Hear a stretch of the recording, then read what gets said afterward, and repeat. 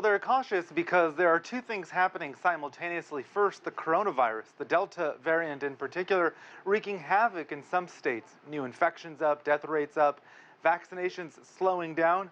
And two, the debate here in Washington over the debt ceiling, raising the cap on how much money the U.S. government has to spend, or more accurately, how much money it has to pay what it's already spent.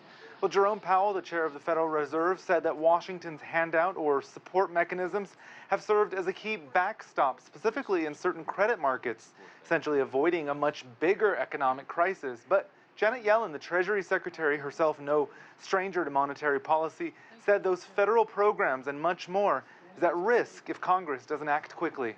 Our current estimate is that Treasury will likely exhaust its extraordinary measures by October 18th.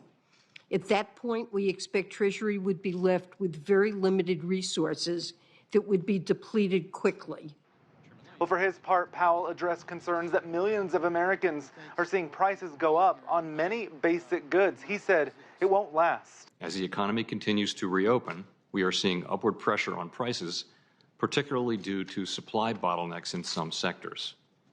These effects have been larger and longer lasting than anticipated, but they will abate. Well, Powell said it might take time, but a government shutdown, should the debt ceiling not be raised, would only make it harder for Washington to help buffer those effects. There is, however, some good news coming from Big Pharma in the fight against COVID-19. Pfizer and BioNTech telling the FDA that they had favorable results in their vaccination trials of children ages 5 to 11. Well, they're using a smaller dose, about a third of what adults get, but still in a 2-shot regimen. Remember, Pfizer already has emergency approval for its vaccines for children ages 12 to 15. It's expected to seek the same for younger kids as infection rates go up and up in that age group. And second, we talk a lot about vaccinations and testing, but the third element is treatment. Merck and Pfizer both announcing they're preparing to release their research findings on antiviral pills. These would be taken after infection to kill the virus while not damaging healthy cells. Some estimates say this is potentially a $10 billion market.